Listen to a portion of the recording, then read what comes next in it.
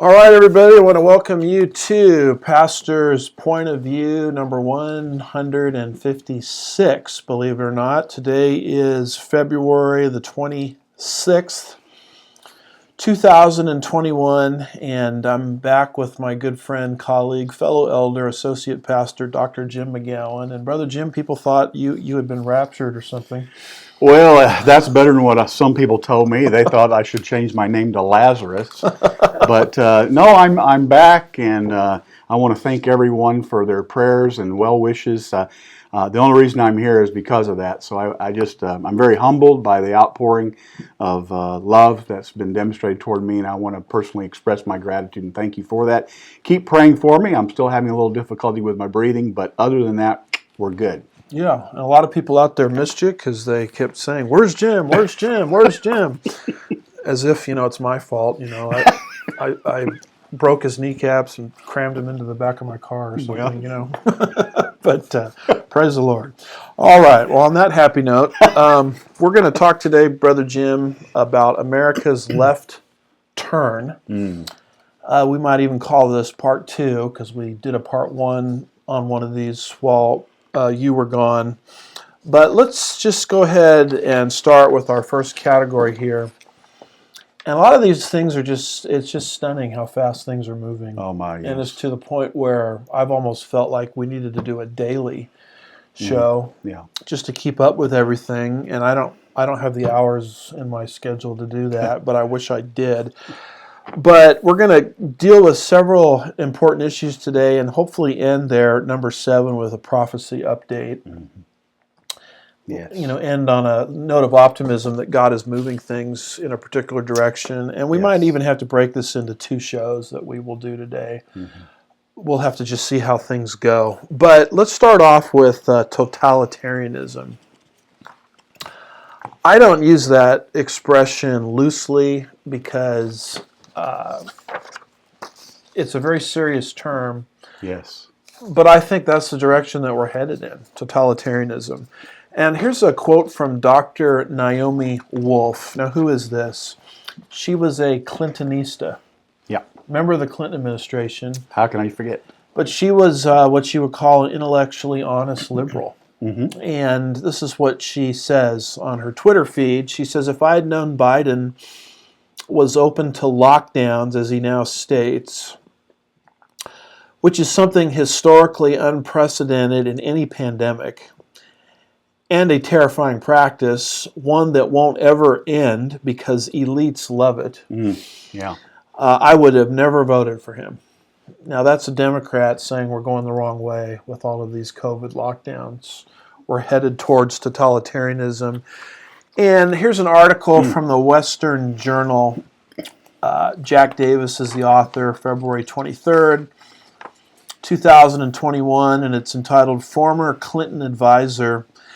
She says, U.S. becoming a totalitarian state under Biden. Yeah. What is that article about?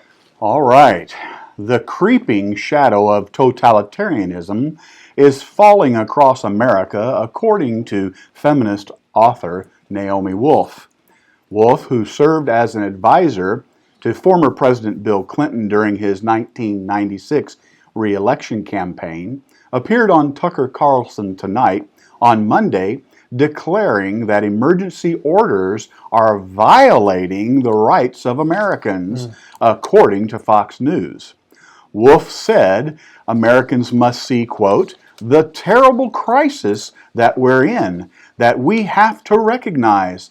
Under the guise of real medical pandemic, we're really moving into a coup situation, a police state situation, close quote.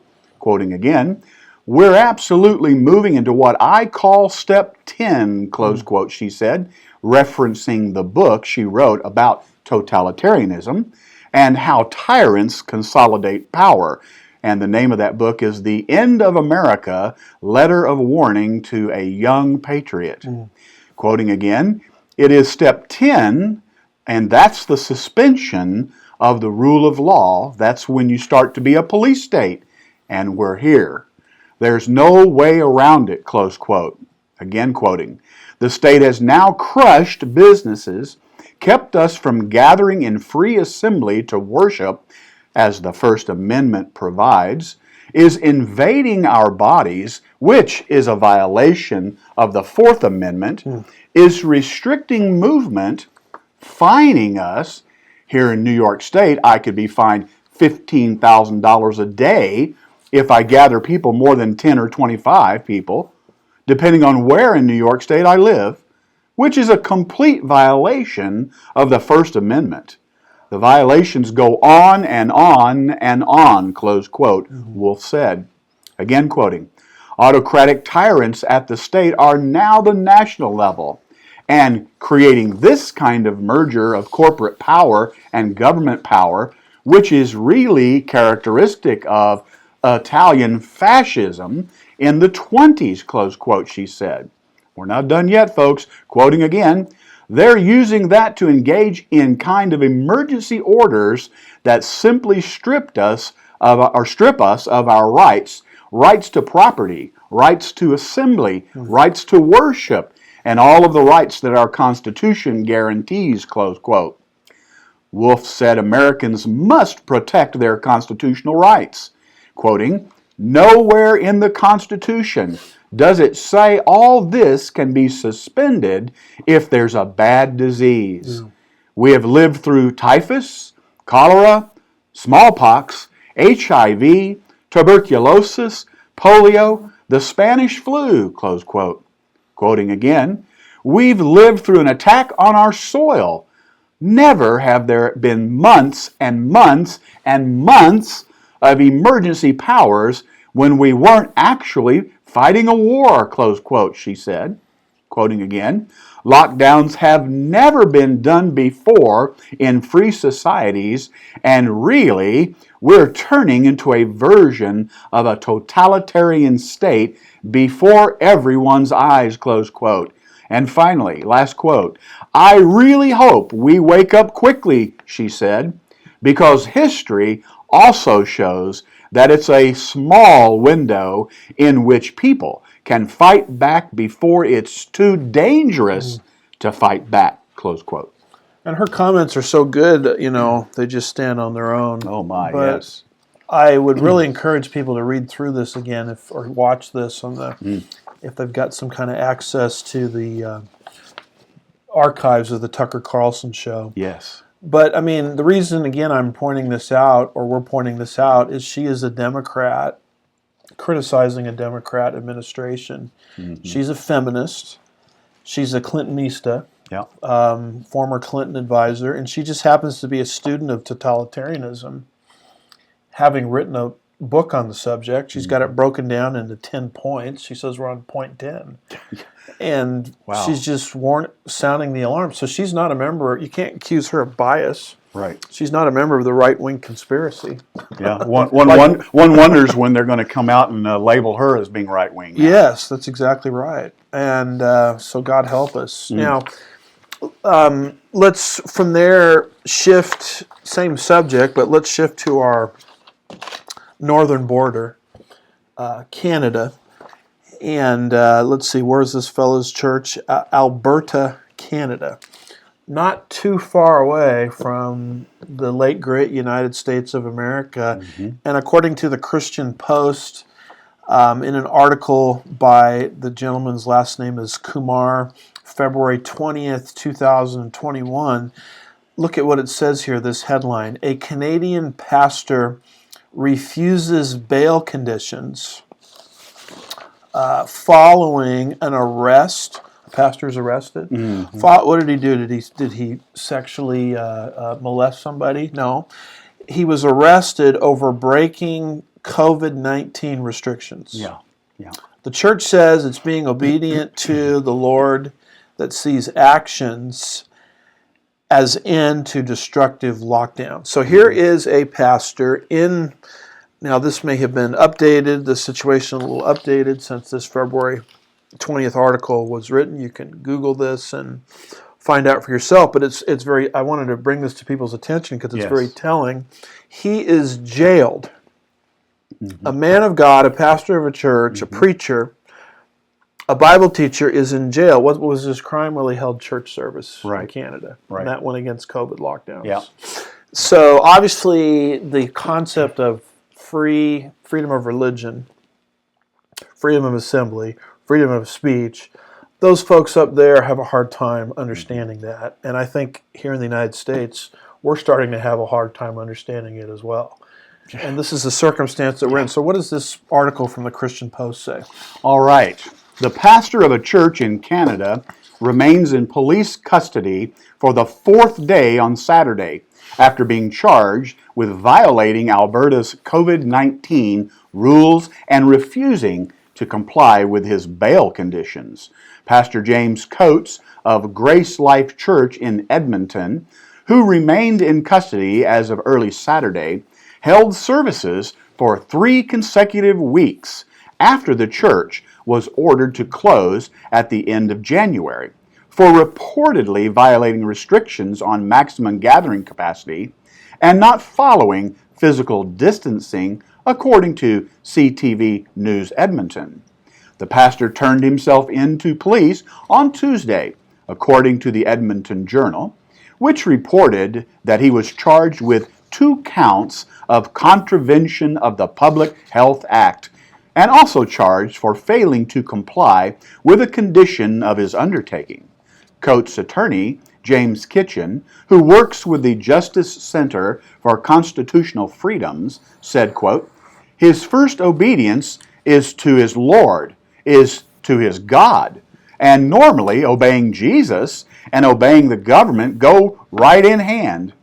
The government's forcing him into a position where he has to choose between disobeying God and obeying government, or obeying God and disobeying government," close quote. When COVID-19 first appeared, we shifted to live stream and abided by most of the new government guidelines for our gatherings. But when the first declared public health emergency ended, we opened our doors and returned to nearly normal gatherings on Sunday, June 21st, 2020, Grace Life Church said in a statement on its website. Quoting, "We did so recognizing COVID-19 was much less severe than the government had initially projected. This sentiment was reflected in the assessment of the Premier of Alberta, who deliberately referred to COVID-19 as influenza multiple times in a speech announcing the end of the first declared public health emergency," close quote. The statement continued. The church explains that in July, after 2 separate individuals who attended its gatherings had tested positive for the virus, leaders initiated contact tracing and tested many of the congregants. They found that no transmission had occurred, but, quote, "out of an abundance of caution, we shifted exclusively to live stream and shut down all other ministries for 2 weeks," close quote. Afterward, the church resumed gatherings and reports that after holding services for 28 consecutive Sundays, there have been no reports of transmission of COVID-19 linked to its services. The church stressed that it's not gathering in defiance of the government, but instead is, quote, "in obedience to our Lord and Savior Jesus Christ," close quote. About 129,000 people, or less than 3% of the population of Alberta, have tested positive for the coronavirus, the church said, adding, quote, "It is also vital to highlight that more than 99% of those who contract the virus will fully recover," close quote. Quoting again, "If anything," they explain, "we see our actions as contributing to its end, the end of destructive lockdowns and the end of the attempt to institutionalize the debilitating fear of viral infections. Our local church is clear evidence that governmental lockdowns are unnecessary. In fact, it is also evidence of how harmful they are. Without going into detail, we recently lost the life of one of our precious congregants who was denied necessary health care due to government lockdown measures, close quote. So here's a pastor, James Coates, Grace Life Church, Edmonton, Alberta. And what's his crime? Well, it's holding church. And why would he want to hold church? Well, because he loves Jesus and loves the Bible. And he probably loves the book of Hebrews, which says, Hebrews 10, 24 and 25, let us consider how to stimulate one another to love and good deeds, not forsaking our own assembling together, as is the habit of some, but encouraging one another all the more as you see the day drawing near. Now, there's a lot of politically correct pastors now that are criticizing people like him, saying, well, the Bible never tells us to go to church. Well, I'm not sure if Hebrews 10 verses 24 and 25 is in their Bible. Should we send them some liquid paper? Let's blot out those verses. Saying. And I don't think this church is reckless. I mean, they closed everything down like we did because we didn't know what was going on. That's right. But once it got to the point where, the government was not able to hype it into the crisis that everybody initially thought it was, they went back to meeting, as the Bible tells them, and now you have a pastor in jail because of it. In fact, he argues here that having these lockdowns is more harmful to his congregation because people have died because of the lockdown. Yeah, that's right.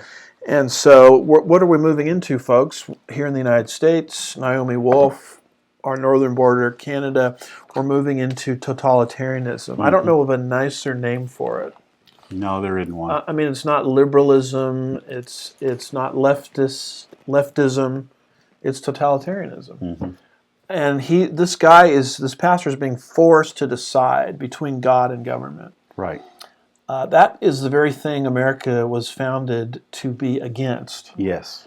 That's why we broke away from the Brits. Yes. And here our consciences are being violated because of this COVID insanity. Now, a lot of this lockdown that we're seeing is because of the false flag. Let me slip to number 2 here on our list of topics. False flag because of what happened with the breach of the Capitol January 6, 2021. I call it a false flag because a false flag is where one group does something under the wrong label. So therefore you can blame the people under that label when in fact that label didn't cause the problem. Right. I mean, that's what I'm convinced happened on January the 6th with this breach of the Capitol. And we've covered that in prior pastors' points of view. And the reason this is significant is because that incident is being used to take an entire segment of society and categorize them as domestic terrorists, when in reality it wasn't grandma and grandpa shivering out there in the cold January 6th with their red, white, and blue blankets on that caused this problem in the Capitol. It was caused by Antifa. That's right. And BLM and other radical groups that happen to have some very sophisticated weaponry in terms of breaking windows and things like that, infiltrating the group and acting or making it seem as if the Trump people, caused the problem. And so now that America thinks the Capitol's been breached by these radical right-wingers and Trumpists, we need to move into cancel culture. It's, as I like to call it, the Reichstag moment. It's where the Nazis started a fire in the Reichstag building, blamed it on their political opponents, the fire, and then said, trust us with power, and we'll prevent things like this from happening. When the truth of the matter is, it was the Nazis that caused the problems to begin with.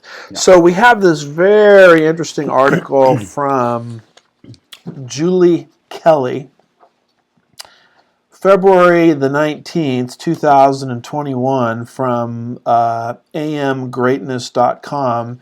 And the title of the article is No Proof January 6th was an armed insurrection. Yeah. The subtitle is "Not one person has been charged with possessing or using a gun inside the Capitol." Now, wait a minute. I mean, if it's a breach of the Capitol, shouldn't someone be charged with possessing or using a gun inside the Capitol? And it goes on and it says further, no one has even been identified as carrying a gun inside the building. And so help us with that article. All right, folks, you're going to enjoy this article. The media continue to promote any number of fabricated storylines intended to bolster the laughable narrative of an insurrection occurring at the Capitol. The concocted account of the death of Capitol Police Officer Brian Seidnick recently fell apart. The New York Times, after pressure from outlets including American Greatness, effectively retracted its January 8 article claiming Seidnick was killed by a fire extinguisher at the hands of Trump loyalists. So now it's time to straighten out another twisted tale animating the folklore of January 6th. Let me just stop you right there. This fellow, I think you pronounced that Sicknick, allegedly bludgeoned by Trump supporters with a fire extinguisher. Yeah. Well, it turns out that story was fake. Yes.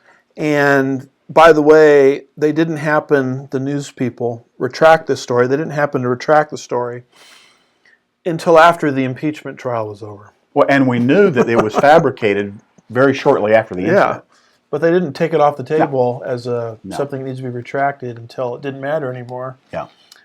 And they got what they wanted. And that's an important point. Yes. We can talk about that on many different issues, right? Yes, but continue on with what happened with these lack of guns. Okay. So now it's time to straighten out another twisted tale. We read that. Mm-hmm. The idea of the random chaos amounted to an armed insurrection. Hundreds of crazed Trumpists carrying deadly weapons, the public believes, stormed the Capitol to injure or kill senators, representatives, and even Vice President Mike Pence in order to avenge a stolen election. Mm-hmm. I reviewed the charges filed against the more than 200 arrested for criminal misconduct. I think that's interesting. Related to January 6th, and found only 14 defendants face any sort of weapons charge. Offenses vary. Indictments range from, get ready for this, possession of a deadly weapon on restricted grounds to assaulting a police officer. But so far, just 2 people have been charged with unlawful possession of a firearm. And there's no proof either man breached the Capitol, let alone threatened lawmakers as part of a coordinated armed insurrection. So here's the difference between emotion and fact. Emotion, these people are domestic terrorists. The fact of the matter is, Julie Kelly says, I reviewed the charges filed against more than 200 people arrested for criminal misconduct January 6th and found only 14 defendants face any sort of weapons charges. Yeah. And then she says, by far, but so far just 2 people have been charged with unlawful possession of a firearm, and there's no proof either of them breached the Capitol. Yeah. Gee, that suddenly escaped the 6 o'clock news. Well, in possession of a firearm, you have to understand what that means. That means they had it on their person. It doesn't mean they took it out of a holster. It doesn't mean they pointed at anybody.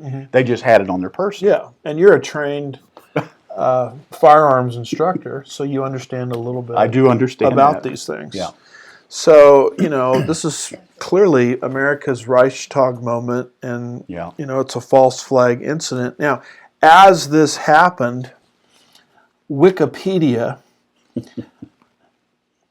anchors down in history historical revisionism. Yes. And, I don't really have a lot of experience with Wikipedia, but my understanding is they can write something about you in terms of your bio and your profile, and you're locked out of the account where you can't go in and edit it or change it, even if what they're saying is wrong. Is that your understanding? That basically is my understanding, yeah. And here we have an article from the Daily PatriotReport.com. It says Wikipedia editors falsely describe Capitol riot as a coup attempt.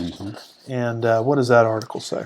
All right. The Wikipedia editors also lied about the facts of the Capitol riot on January 6th.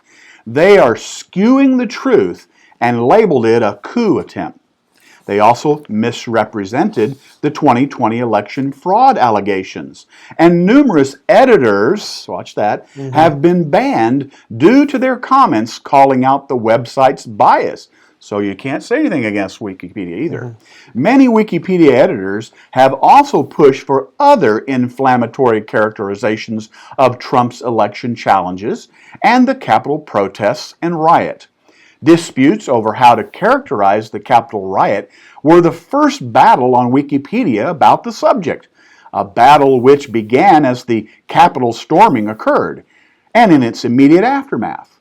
Initially, the article referred to the events as a Trump rally, before the page was retitled to call them protests, and then settling on 2021 Storming of the United States Capitol as the current title.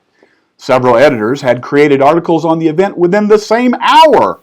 One referred to it as a coup d'etat attempt, and another called the protest riots in the title. Yeah.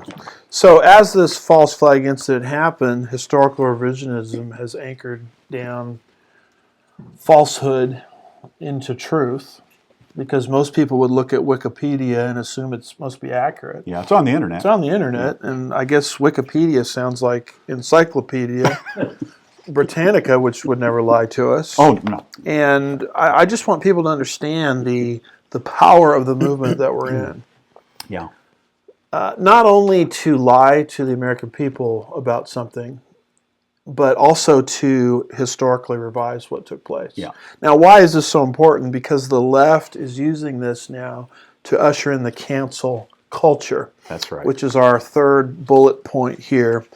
Cancel culture is to subtract anyone that has any influence from the levers of society or any type of influence that they might have on television, radio, the movies, social media, on the grounds that such people are fomenting violence.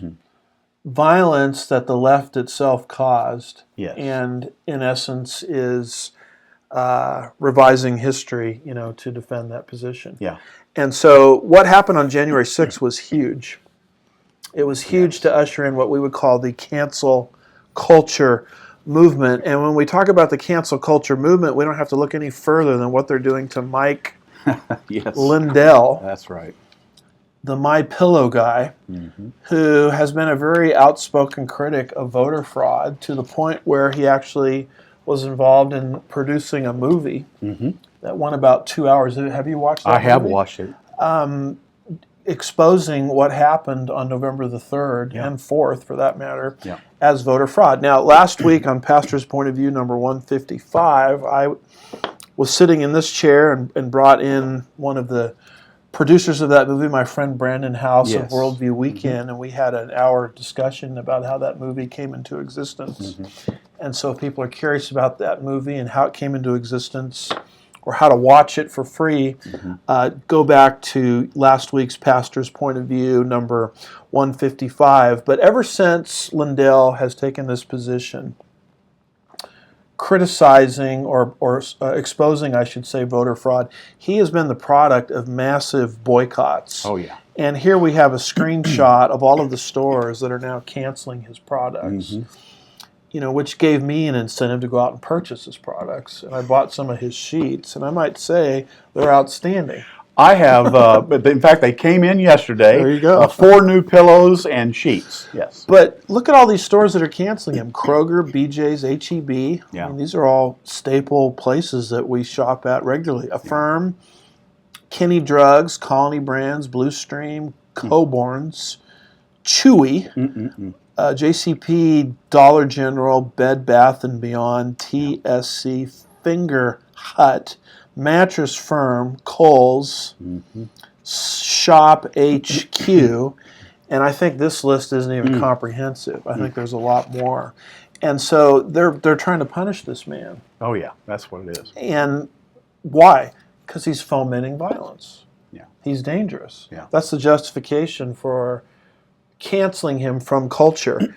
And consequently, we have this article on this entitled, it's from yahoo.com, written by Jacob Shamsian, February 22nd, 2021.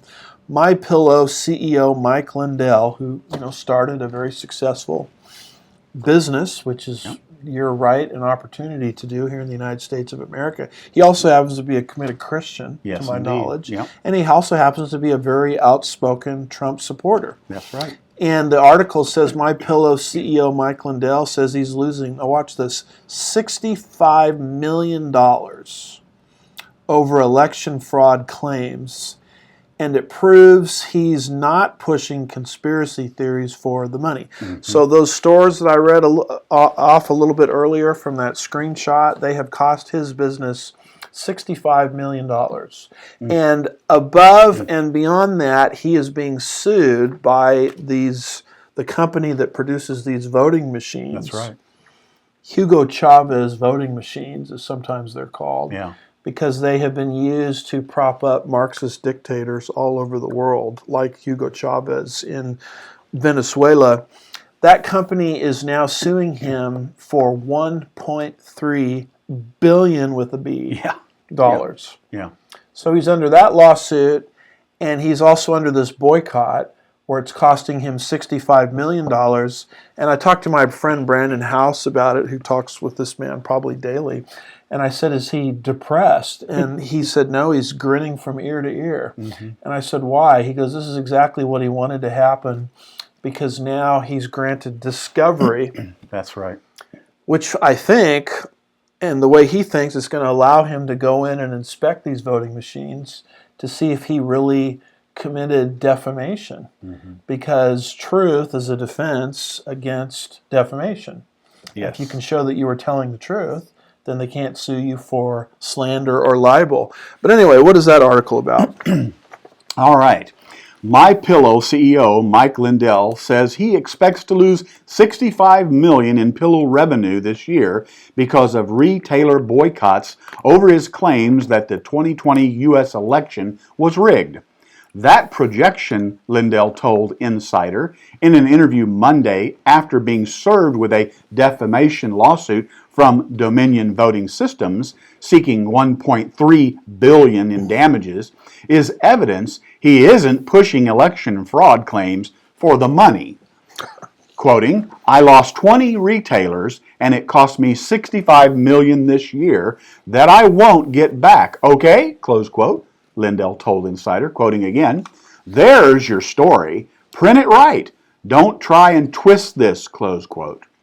Now watch this, folks. The 121-page lawsuit alleges the pillow mogul used conspiracy theories about the election to turbocharge sales for his company, using conspiratorial phrases as discount codes and placing expensive advertisements with like-minded media outlets. Ooh, right? Quoting, Lindell, a talented salesman and former professional card counter, sells the lie to this day because the lie sells pillows, close quote. Tom Clare, the defamation attorney representing Dominion Voting System, wrote in the lawsuit. Yeah. So, now it's interesting, Alan Dershowitz, not a member of the right-wing conspiracy either, a Democrat. I put him sort of in the same category as Naomi Wolf, a Democrat voter, but at the same time troubled by the totalitarian impulse that's now taking place, has chimed in the Gateway Pundit by Jim Hoft, February 23rd, 2021. Dershowitz says, according to this article's title, I don't think they're going to get any pillows out of this. Mm-hmm. Alan Dershowitz defends Mike Lindell in Dominion's $1.3 billion with a B lawsuit against him. And what does that paragraph say? Well, what I find very fascinating about this is even the scarecrow gets a brain, right? Dershowitz, who weighed in on Dominion voting systems and their lawsuit against Mike Lindell, Alan Dershowitz says, whether Lindell was right or wrong, he had the right to express his views, and this is part of the public debate. And I don't think, unless they can demonstrate that with malice he deliberately, willfully, knowingly defamed them, I don't think they're going to get any pillows out of this. Yeah. This is cancel culture. That's what it is. Reacting against. Yes. And the cancel culture gets very radical because we have this article here from the Washington Examiner by Jake Dima, February 18th, 2021, and I was just stunned when I saw this headline. It says, House Democrats introduce bill to bar twice impeached former presidents. Who could they be targeting there? Gee, I can't imagine. We're gonna target presidents, not the ones that have been impeached once, like Bill Clinton, but the ones that have been impeached twice.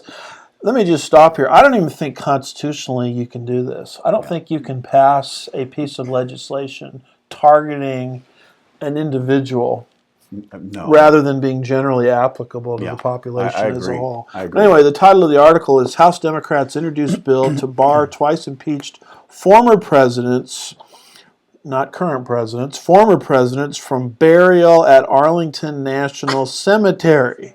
And what does that say? Wow. House Democrats have introduced a bill to ban former U.S. presidents who have been twice impeached from burial in Arlington National Cemetery in a move that would, at the present, only apply to former President Donald Trump. Wow. Trump is the only president in U.S. history to have faced impeachment inquiries 2 times during his tenure. So this is cancel culture. Right down to we're going to prevent a person of influence from not being buried in Arlington National Cemetery. We're going to destroy Mike Lindell. Mm-hmm. We're going to sue him into the ground, billions of dollars, $1.3 billion, and we're going to boycott him. Yeah. And everybody else in America, you better listen, because if you come out with the wrong perspective on it, you're also a domestic terrorist, and this is how you're going to be treated. Yeah. This is revenge, is what this is. Yes. Plain and simple. And this is what we call the cancel culture movement. January 6th, the false flag incident is being used as a pretext for it. Now, we have a brief video, just a little over a minute, I think.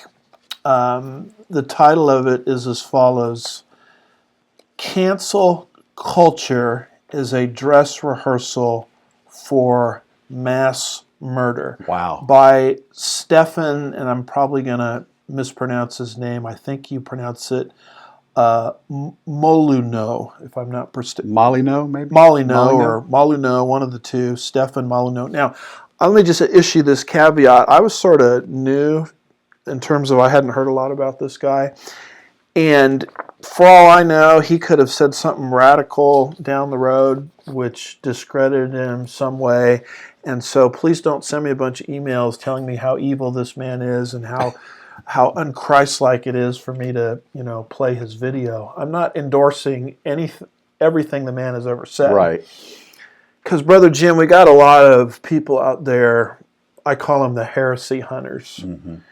They don't like our ministry because of our theological stands on things like free grace, pre-trib rapture, literal creationism, and they're just looking for any mistake to discredit us. So that's why I have to waste time offering these caveats. I'm not endorsing everything this man has ever said. I don't even know everything this man has ever said. But he said something on his YouTube channel, which I'm going to play for you in a second, that resonated with me. Mm-hmm. His point was cancel culture logically leads to mass murder for the simple reason that if you can remove someone from the world of electronics or Facebook or the internet, in other words, the powers that be push a button and a person disappears, then there's a very short step from that to physically causing people to disappear. Right. In other words, if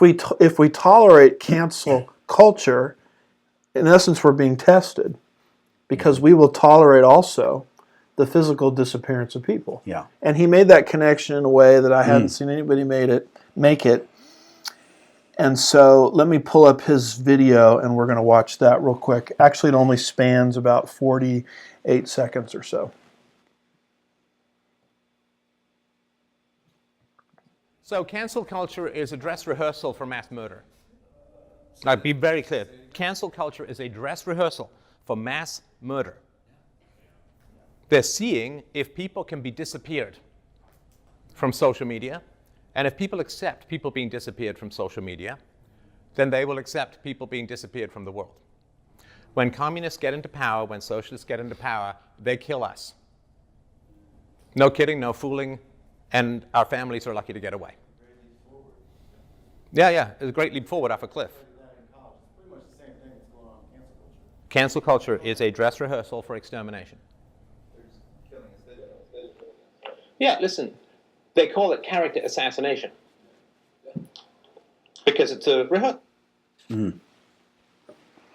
All right, so we're back. It's I would encourage people to watch this whole video, but it's it's somewhat disturbing.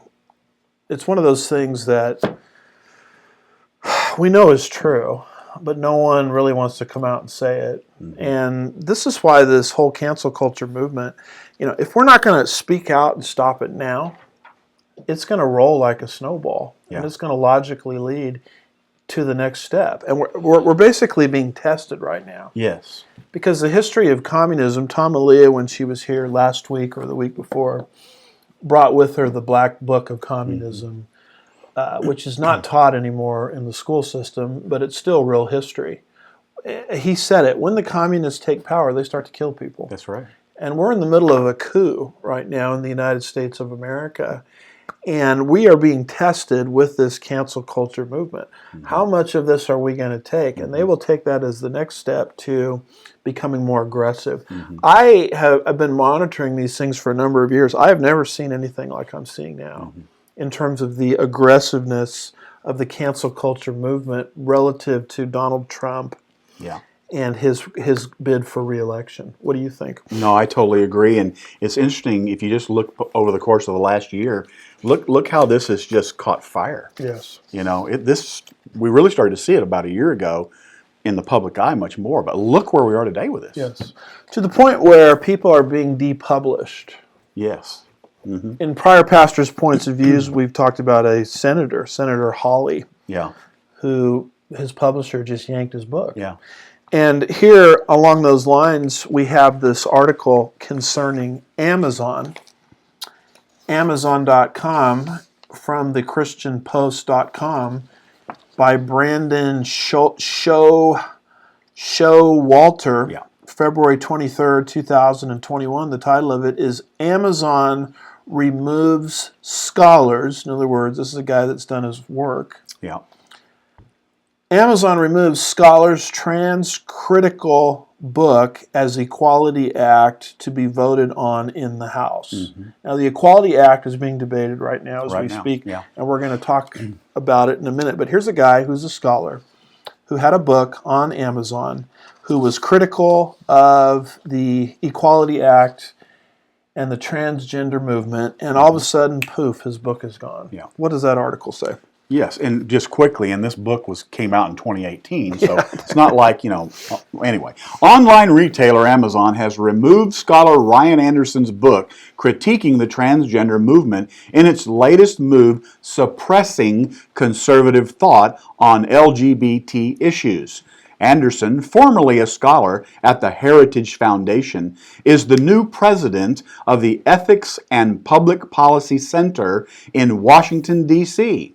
His 2018 book, When Harry Became Sally, Responding to Transgender Moment, explores the meaning of human embodiment and public policy considerations related to transgender issues. He only found out about the removal of his book from the world's largest retailer after he was told that people were trying to purchase it and that it disappeared. It is not out of stock. Even the pages to purchase used copies have been taken down. It is also not possible to purchase the Kindle or Audible versions of the book on the website.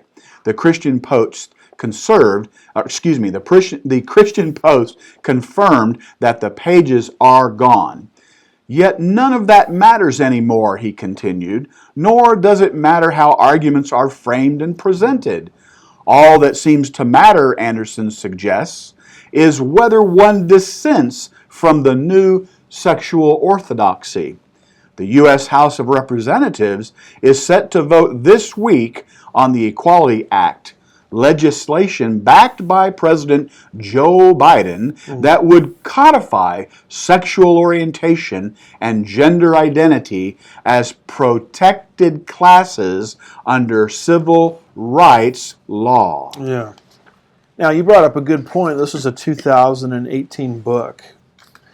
The pretext of all of this is what he's saying is violent. Mm-hmm. Well, if it was so violent, why did it take them 2 to 3 years Exactly. to deal with it? Well, the reason they're dealing with it now is he's produced the scholarship that would counter what the liberals in the House have already done, to my understanding. Right. They passed it.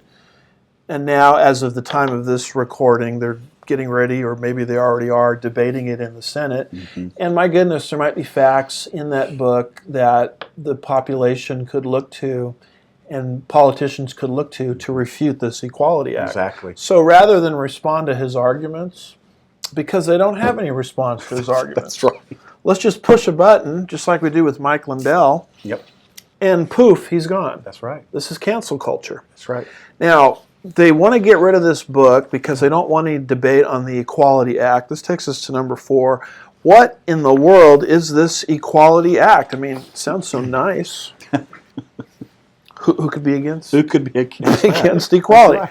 Well, Franklin Graham, an evangelical leader, son of legendary and the late Billy Graham, put up a Facebook post, which we're going to read here, where he briefly describes why this thing is devilish. Mm.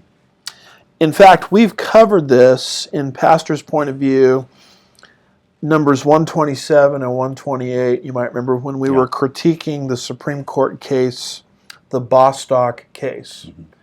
The Bostock case, thank you, Neil Gorsuch, supposedly a conservative. Gorsuch writes the majority opinion, and he rewrites the Civil Rights Act of 1964 to accommodate transgenderism. Yeah. And there was some language in that decision that said, well, churches are exempt, which is at least good for us. Mm-hmm. Well, now this Equality Act is going to take the Bostock case, which was a terrible decision. Yes. And we covered it in Numbers 127 to 128, if you want to get our thinking on it. They want to take that case and turn it into statutory law. Yeah. It seems like they're going to get away with it, since the left now controls the House, the Senate, and the executive branch. And we've got Kamala Harris, or maybe a better name for her is Kabbalah. Kamala Harris is the tiebreaker that's going to vote, to get these things through all of the time, particularly in the Senate. It's going to take that decision and codify it into statutory law and expand it. Yeah. So notice what Franklin Graham says about this Equality Act that's being debated as we speak, Mr. and Mrs. America, right now. Okay. In a Facebook post on Monday, Graham explained that the measure, despite the positive-sounding name, is deceiving and has nothing to do with equality. Have you heard of the Equality Act? The name might sound good, but it's deceiving. It has nothing to do with equality. It's just a smokescreen to force Americans to accept the LGBTQ agenda. And it creates a lot of inequality for Christians and all people of faith. It punishes individuals and organizations that disagree based on their moral convictions. If passed into law, the Equality Act could prohibit religious organizations, Jewish, Protestant, Catholic, Muslim, all, and churches from hiring only like-minded people who believe what they believe. The Equality Act would destroy women's and girls' sports in this country as we know it. It would allow biological males who choose to identify as females to compete for titles, scholarships, and recognition at all age levels. The Equality Act would erase women's privacy in locker rooms, dressing rooms, homeless shelters, restrooms, and more. God made us male and female, and that's it. With some 6,000 years of human history, it has only been in the last few years that people have come up with all of these additional designations for gender identity. This is a very dangerous bill, and I strongly encourage you to write your representatives in Congress and the Senate, your governor, even your state legislators, and express your concern. Also, contact the White House, and he gives that address, www.whitehouse.gov/contact, and let President Biden and this administration know how you feel. Ask senators to vote no on the Equality Act. And here's the most important point. Yes. And pray for God to move in the hearts of these legislators and open their eyes to see the dangers looming before us. So, I mean, folks, do you want a United States where a man who thinks he's a woman can compete in women's sports? Particularly if it's a contact sport, couldn't he do physical harm to a female athlete? Mm-hmm. Is that the kind of country that we want? Do you want a situation where any Christian-owned and operated business or church is forced to hire transsexuals as employees, pastors, staff members? This is the insanity that America is drifting into if this Equality Act becomes law. And what Franklin Graham is saying is you need to contact your senators, I would say. Yeah. Now. Yes. Now, I feel a little bit, Brother Jim, like the warden on the movie Shawshank Redemption when the prisoner escaped. And he said, I want him found now, not this afternoon, not after breakfast. I want him found now. So the fact of the matter is, if you don't act now, this thing becomes law. You have to contact the White House now. Mm-hmm. You have to contact your senators now. Yep. You have to contact your governor now. And if you wait on it or sit on it, it's going to be too late. I like what you said earlier, and the most important thing there that Franklin Graham tells us to do is to pray. Yeah. So you see how all of these things, we're presenting them in a particular order? Mm-hmm. False flag, leading to cancel culture, which leads to removal of arguments against this Equality Act. Right. So that this Equality Act can now be jam, and cram through, which will destroy the Bill of Rights in a nanosecond. Yep.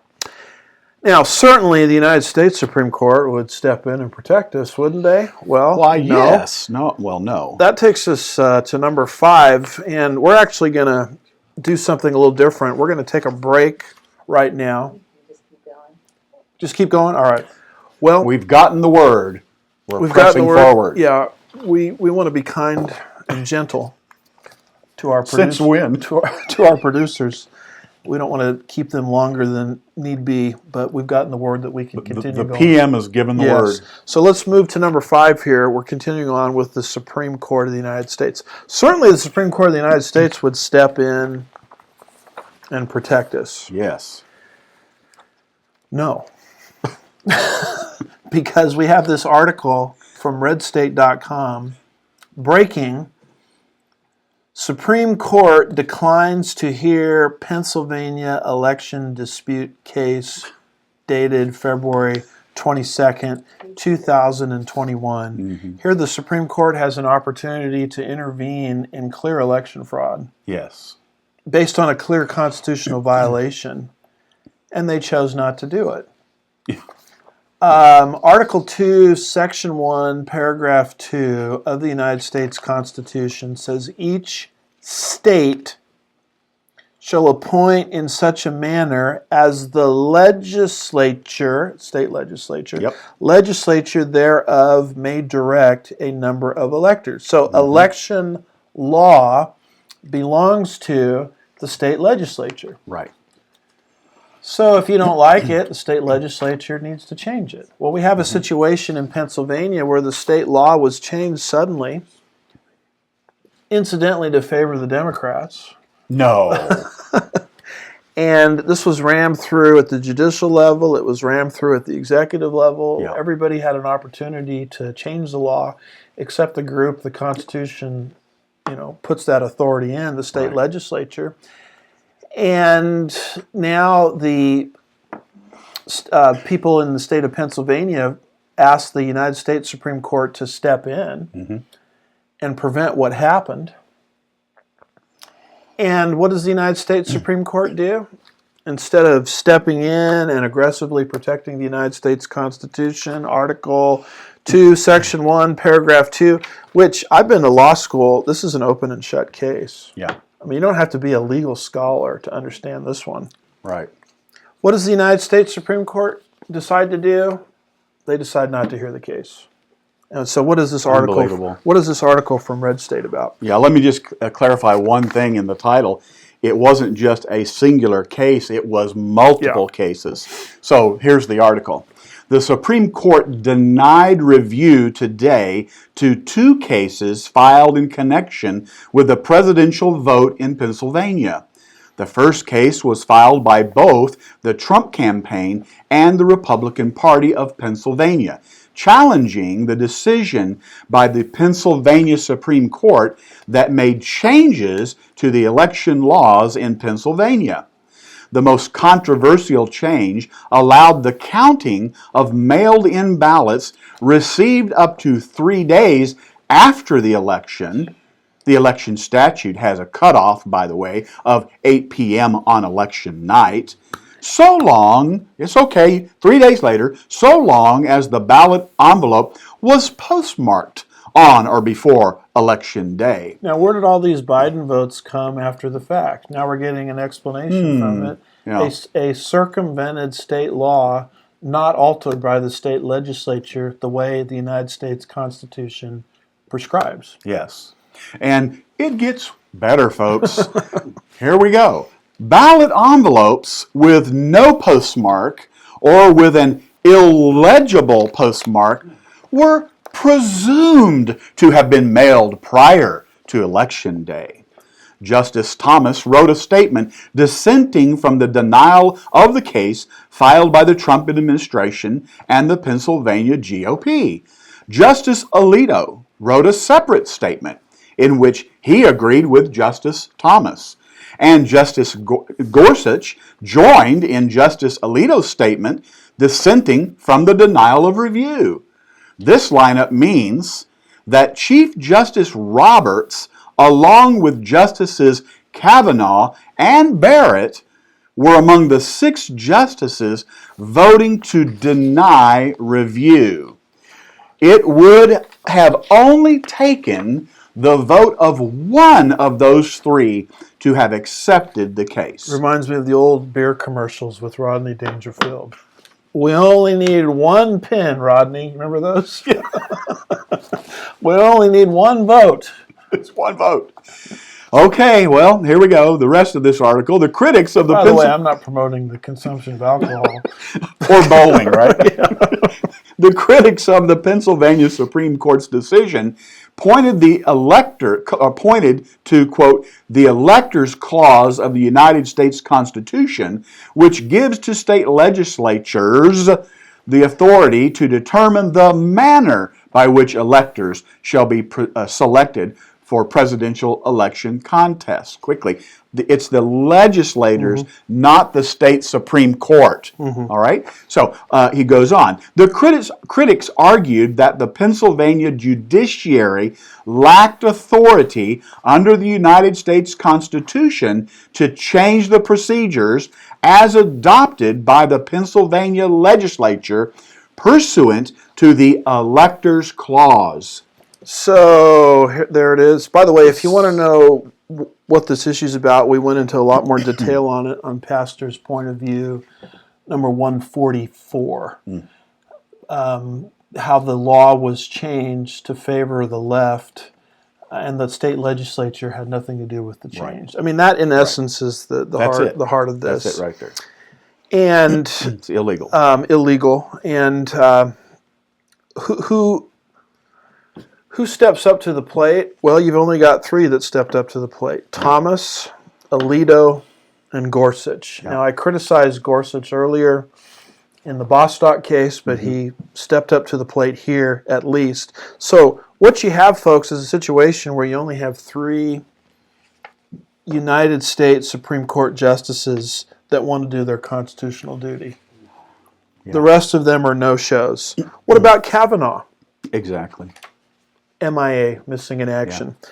Well, what about Amy Coney Barrett, that we were told was a constitutionalist and a strict constructionist and a disciple of Scalia, MIA, missing in action. Right. Now, I heard from somebody today that Amy Coney Barrett now has the excuse that, well, I don't like to embroil myself in cases that were taking place before I arrived here on the Supreme Court. Now, Amy, that's not your job. Your job is not to remove yourself from cases that were in operation before you came to the Supreme Court. Your job is to protect the United States Constitution, period. Amen. And you're not doing it. And neither is Kavanaugh, a Trump appointee. Now, the liberals, we expect that from them.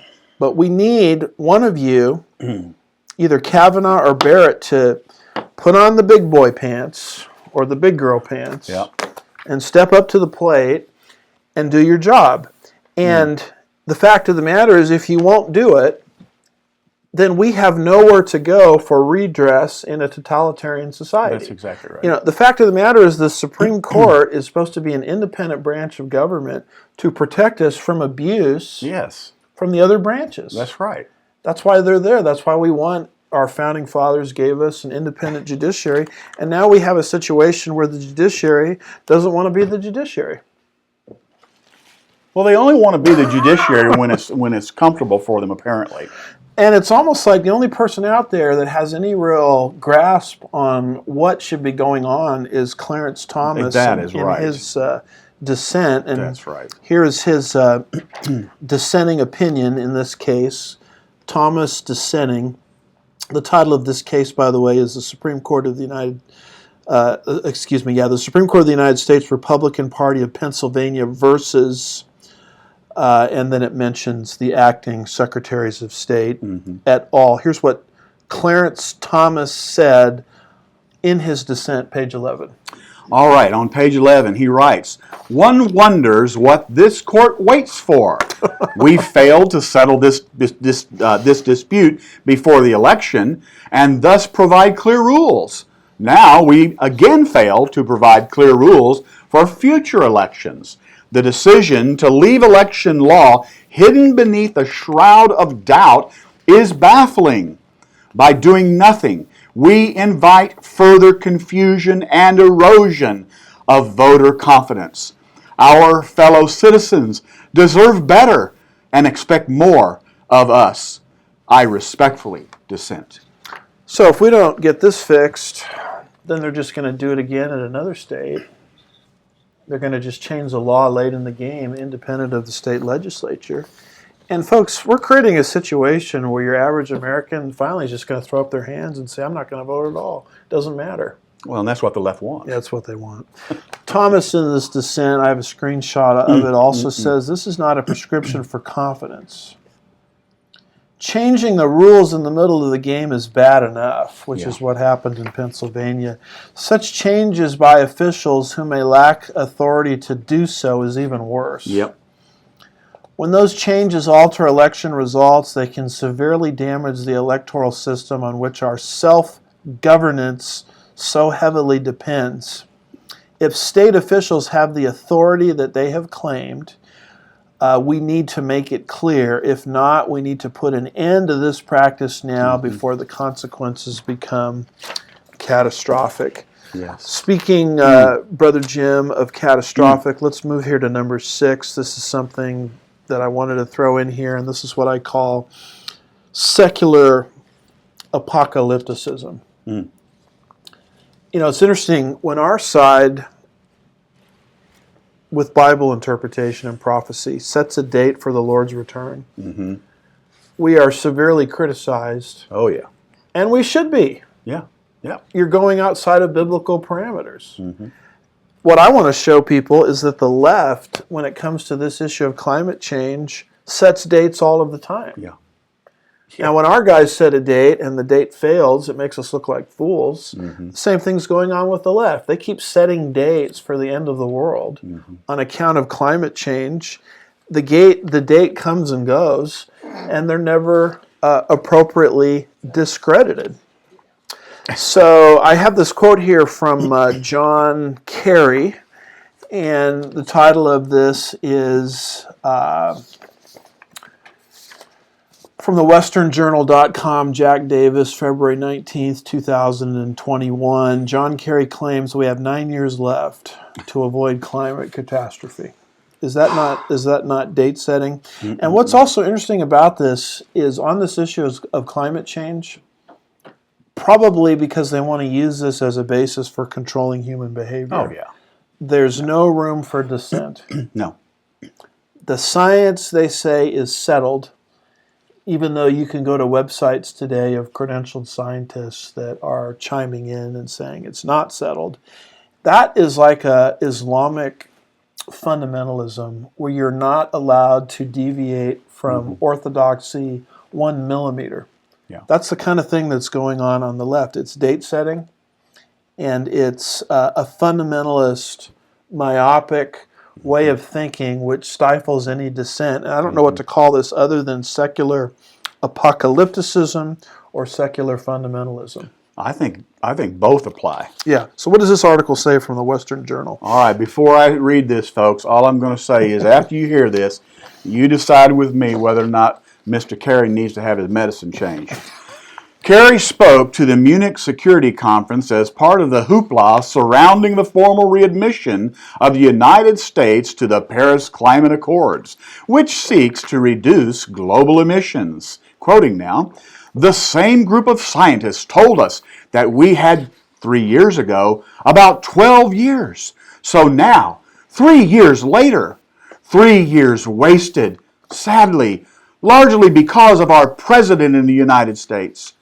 Around 2030 is the date in which we have to get the world now on the right path in order to cap the warming at that level of 1.5. So we are absolutely, clearly, without question, now inside the decisive decade," close quote. Kerry made similar comments in an interview with CBS News, quoting, "Well, the scientists told us 3 years ago we had 12 years to avert the worst consequences of climate crisis. We are now 3 years gone, so we have 9 years left," he said. Kerry claimed that the storms that set records in Texas for cold and snow are part of what he wants to stop. Quoting, "I think it's a very appropriate way to think of it. So it is directly related to the warming, even though your instinct is to say, wait a minute, this is the new ice age. But it's not," close quote, he said. "It's coming from global warming, and it threatens all the normal weather patterns," close quote. Alarming claims about the environment are nothing new. Quote, "Back in the late 1980s, The UN claimed that if global warming were not checked by 2000, rising sea levels would wash entire countries away, close quote.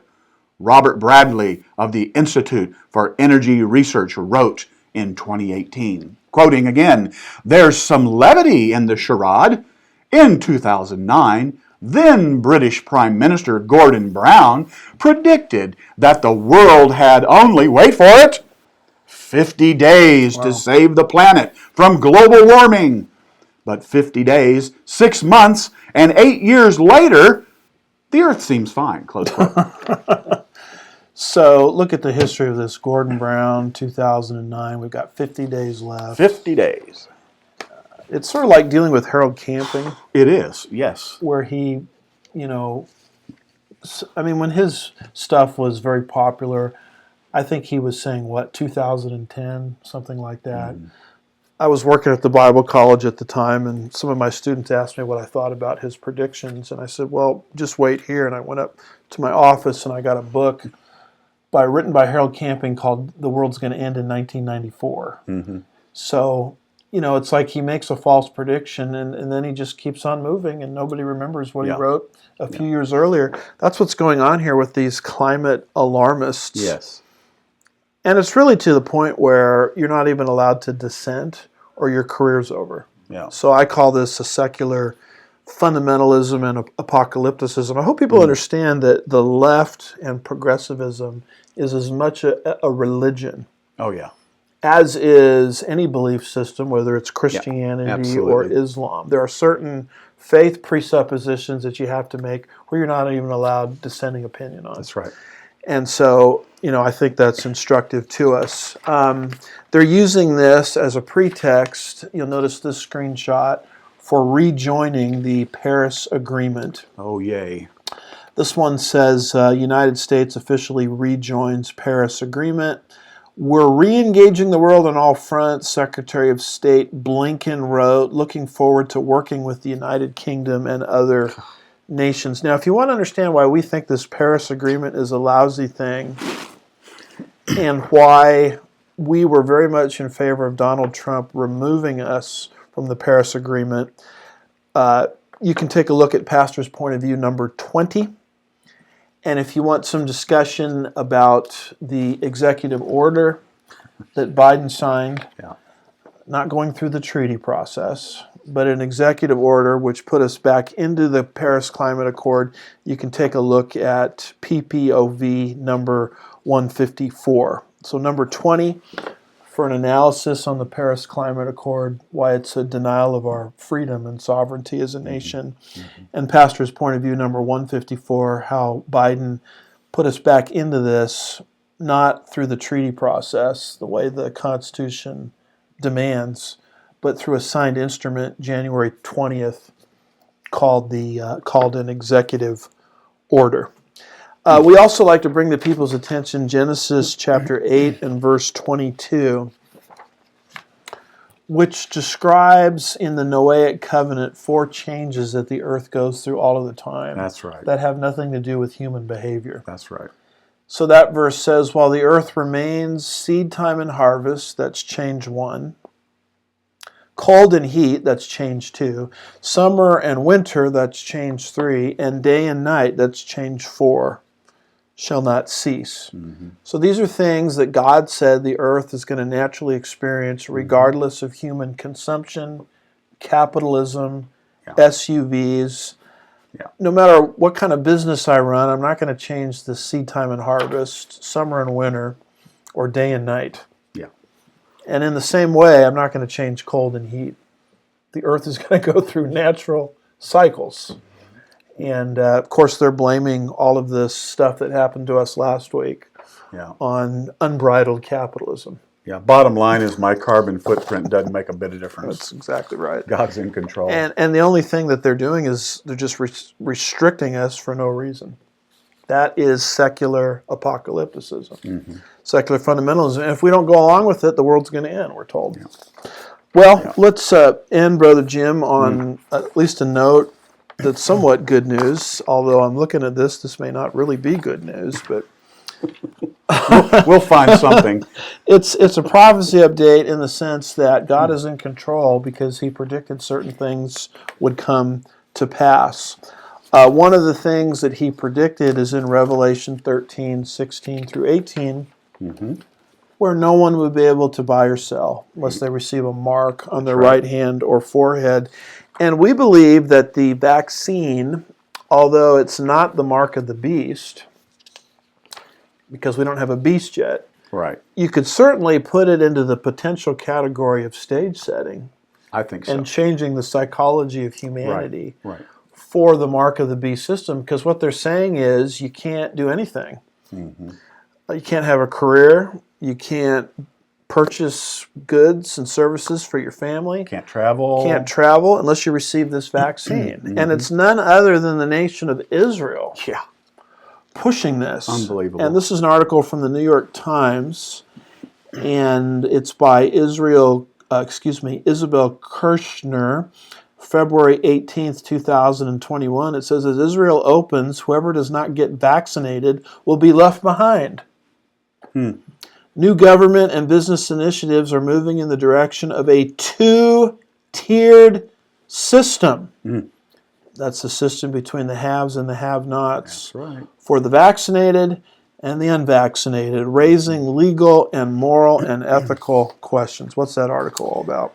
Under a new, quote, green badge, close quote, system that functions as both a carrot and a stick, the government is making leisure activities accessible only to people who are fully vaccinated or recovered starting Sunday. 2 weeks later, restaurants, event halls, and conferences will be allowed to operate under those rules. Customers and attendees will have to carry a certificate of vaccination with a QR code. Quote, getting vaccinated is a moral duty. It's part of our mutual responsibility, quote, close quote, said the health minister, Yuli Edelstein. He also has a new mantra. Whoever does not get vaccinated will be left behind. And in other cities, mayors wanted to bar unvaccinated teachers from classrooms, while some hoteliers threatened unvaccinated employees with dismissal. Dr. Maya Pele-Raz, an expert in health law and ethics at the University of Haifa, defended some limits on personal liberties for the greater good. Employers cannot force employees to get vaccinated, she said, but they might be allowed to employ only vaccinated workers, if not doing so could harm their business. Quoting now, that may involve some damage to individual rights, but not all damage is prohibited if it is well balanced and legitimate in order to achieve a worthy goal, close quote, she said. Quoting again, it's your choice, close quote, she added, of leisure activities, and quoting again, if you're vaccinated, you can enter. As long as you aren't, we can't let you endanger others, close quote. And quoting again, you may want to be a nurse and won't get vaccinated, close quote, she said.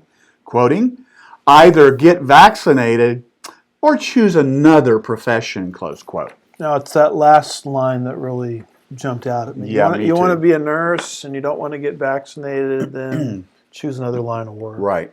So people are being put into this position of take the vaccine, and if you don't, your career options are limited. Hey, you can go work on solar panels. Yeah, that's right, green energy. And is this not the mark of the beast psychology Oh, my goodness. in place? And people are being forced, to make these types of decisions. Now, right. now, people are shocked that all of this is coming from Israel. Yeah. Why would this come from Israel? Isn't Israel God's chosen people? Well, that too is a fulfillment of prophecy because, yes, we believe Israel has been providentially regathered, but they are in unbelief. Right. And this is the nation that's actually going to enter into the peace treaty with the Antichrist. That's right. which will start the 7-year tribulation period. That's right. So we're moving into a mark of the beast mentality, and the fact that Israel is leading the charge, that too, when you think about it, is showing us that we're on a certain trajectory in terms of Exactly. prophecy. What does Revelation 11 and verse 8 say of Israel in unbelief? Revelation 11:8, we're reading out of the New American Standard Version update. And their dead bodies will lie in the street of the great city, which mystically is called Sodom and Egypt, where also their Lord was crucified. So the great city is where Jesus was crucified, so it's obviously Jerusalem. Jerusalem. And then Jerusalem is literal here, but she has a spiritual element of Sodom, which is depravity, and Egypt, which is bondage. This is Israel under the Antichrist. Yeah, that's good. Before she's converted Yeah. in the second half of the tribulation period.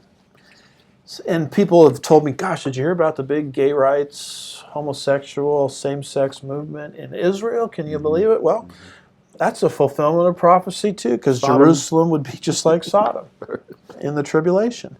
And so don't let it bother you, folks, that it's Israel leading the charge into this vaccine. That too, the vaccine itself is preparatory, we believe, in some sense, to the Yes. mark of the beast, although it's not actually the mark of the Right. beast, because we don't have the beast yet. Right. And the fact that Israel is leading the charge, that shouldn't surprise us either, because No. that's what God said would happen. Yeah. Where am I going wrong? No, I'm right with you.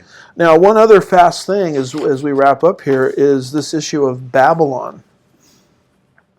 In fact, Brother Jim, I'm in the process right now of producing a book that we're hoping will be out probably in April or May on Babylon. Awesome. I'm trying to argue there that Babylon means Babylon, and and the rebuilding of Babylon is something that's going to happen. Such a fundy. Yeah, it's going to happen in the prophetic future. In fact, if people want to catch one of my latest presentations on this, there's a little link that we have down here at the bottom of the page. It's from fhtmedia.org.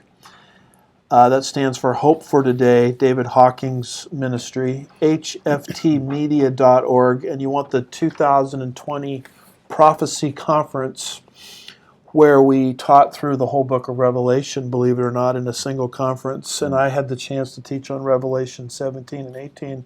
And if people want the arguments as to why Babylon means Babylon in Iraq, which is destined to become the capital of the Antichrist in the tribulation period, they can go to David Hawking's website, Hope for Today, and look for the tab that says Video on Demand. And you should be able to access that conference and that particular presentation, and that's why we have this link here, hft-media.org/HFT-2020-prophecy-conference/. A lot to remember there, so hopefully we can put it up on the screen. But one of the reasons I believe Babylon means Babylon in the last days is because of Zechariah chapter 5 and verse 11. I don't have time to rehearse all the arguments here, but what does Zechariah chapter 5 verse 11 say? Zechariah 5:9-11. Then I lifted up my eyes and looked, and there 2 women were coming out with the wind in their wings, and they had wings like the wings of a stork, and they lifted up the ephah between the earth and the heavens. I said to the angel who was speaking with me, "Where are they taking the ephah?" Then he said to me, "To build a temple for her in the land of Shinar, and when it is prepared, she will be set there on her own pedestal." So a woman is put into a basket and she's not let out in Zechariah's day. And then in this vision, he says, well, what's going to happen to this woman caught in this basket? It's almost like she's in there until God lets her out. Yeah. And one of these days she's going to be let out and she's going to build a temple. That's religion. She comes from an ephah. That's commerce. And those things are going to be headquartered again in the land of Shinar. Well, where is the land of Shinar? Where have we heard that before? There's a map of it right there. It's the area of Babylon between the Euphrates and the Tigris. And that's where the Garden of Eden most likely was. I don't know exactly how severely the flood altered the geography of our world, but if I was a betting man, I would guess Somewhere in that area. somewhere in that area is where Eden once stood. Genesis 2, verse 8. You'll, by the way, see those rivers, the Euphrates and the Tigris, mentioned there in Eden, and that's where the Tower of Babel stood. Yep. Genesis 11, verse 2, and it's also an area where the nation of Israel was taken into captivity for 70 years. Yes. During the Babylonian captivity, Daniel chapter 1 and verse 2, and according to Zechariah chapter 5, verse 11, it's where religion and commerce are going to be headquartered one day in this land of Shinar, which is going to all be fulfilled in Revelation chapter 17 and 18. So my book is going to be a short read, probably a little over 100 pages, because most people won't read a book longer than that. And so it's just going to lay out the arguments for why Babylon has a role to play in God's end time program. And that's what that presentation given at the Hope for Today conference is about, if people are interested in all of that. But, lo and behold, Brother Jim, I'm researching this, looking into it, and boom, what shows up on my news feed?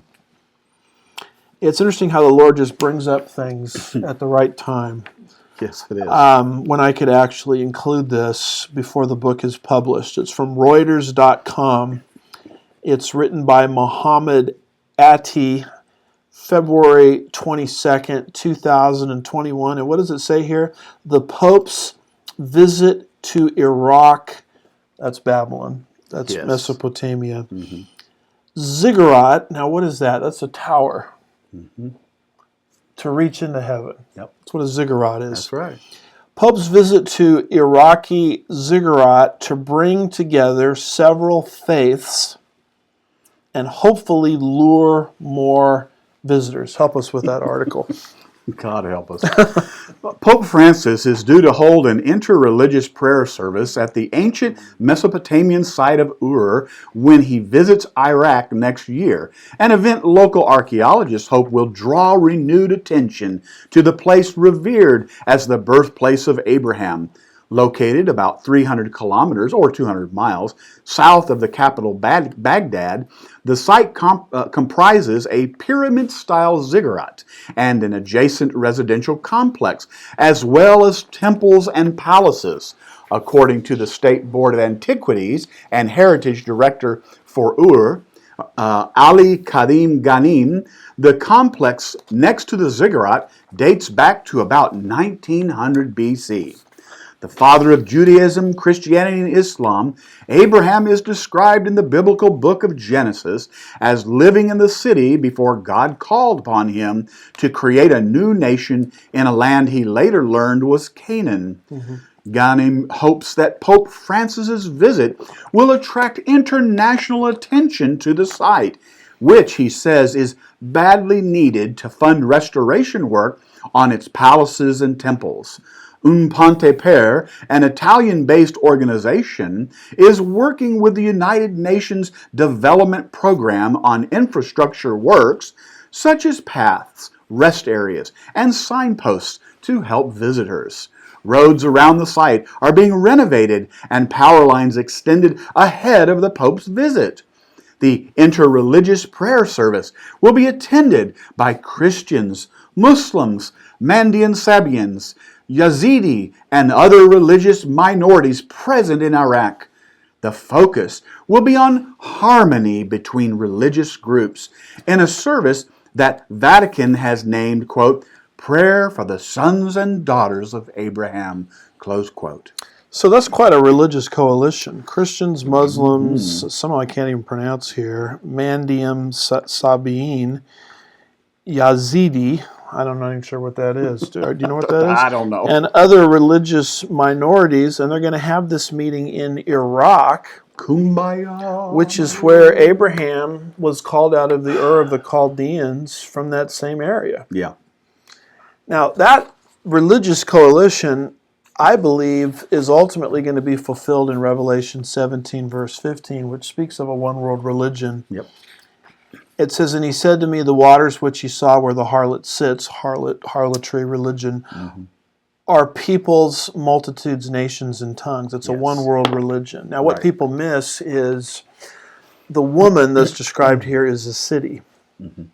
And the city is called Babylon the Great. Right. So this one world religion, which we're already seeing develop, is going to be headquartered in, not Rome or some other place, in Babylon. That's what your Bible teaches. Yes. And everybody, from as long as I can remember, has told me, oh, you're taking it too literally. Babylon doesn't mean Babylon. Babylon really means Rome. Well, I guess the Pope never got the memo, because the Pope himself is not running this meeting from Rome, which I think would be a logical place for him to run it from. True. But he wants to go to Iraq to run Yeah. this. So what is all of this, folks? It's preparatory for this woman being let out of the basket, and religion and commerce and ultimately politics being headquartered in the literal city of Babylon, which is what the book of Revelation calls for. I went into a lot of detail in this also in our Revelation series that we did verse by verse at this church. So if people really want to get the nook and cranny of all of this, take a look at that series and go to the parts of it where we speak about Revelation 17 and 18. So when you look at this movement towards the vaccine, you look at Israel leading the charge, you look at the Pope wanting to host a interfaith meeting, ecumenical meeting, from the same city where Abraham was called from the Ur of the Chaldeans. I don't know what to say about this, Brother Jim, but to me the pieces of the jigsaw puzzle are coming together, shall we say? Sure looks like that. And people say, well, I thought you were going to say something hopeful. Well, here's the hopeful thing in it. Things are not falling apart. That's right. They're falling into place. That's exactly right. And it's very discouraging to go through many of the things we've talked about in this show, except when you look at it from a prophetic angle, everything is right on time. It's exactly where it's supposed to be. Yes. So with all of that being said, we're going to stop at this point. Let me just make a few announcements. Do you have any closing thoughts real quick? I just very quickly would say we look at all these things and the world's getting ready for the one world government and the Antichrist. But something has to happen before that can happen. Let's explain that. And that's the hope. That's that we're going to get to Titus 2:13. Why don't you do it now? All right, how about Titus 2:13? Looking for the blessed hope. Folks, the blessed hope is not the Antichrist. We're not looking for the Antichrist. We're looking for Jesus Christ. So looking for the blessed hope and the appearing of the glory of our great God and Savior, Christ Jesus. So as we start to see all these things happening and we see us moving rapidly toward the end times, guess what's going to happen first? The rapture. Amen. And that's the note we close on. Just by way of closing, a few announcements. Follow us on the KHCB radio ministry that we've been doing, Q&A. Jim and I have a chance to host that program on Thursdays, and typically it's the last two Thursdays of the month. We just did one last night. It goes from 9:30 to 10:30 p.m. Central Time, and KHCB has a pretty big reach, I would say, around the state of Texas. And for those of you not in Texas, you're not excluded because you have the internet and the app where you can listen to KHCB 24/7 if you want to. Follow us on Facebook, Andy Woods Ministries. Follow me on Twitter. Sign up for a free subscription to my YouTube channel. Follow me on MeWe. I've got an Andy Woods Ministries group there and an Andy Woods individual page. Follow me on Parler. I'm also on Telegraph. And what if the Silicon Valley barons take down our YouTube channel? I hope they won't, but they could. We've been posting gradually our pastors' points of view, like this one. We're going to post there in just a few moments on Rumble. Yes. So we've got an escape plan just in case we get canceled by cancel culture. And that's all I have for today. We're going to stop at this point. God bless you. See you next week. Appreciate you. Love you. Praying for you. God bless. Bless you.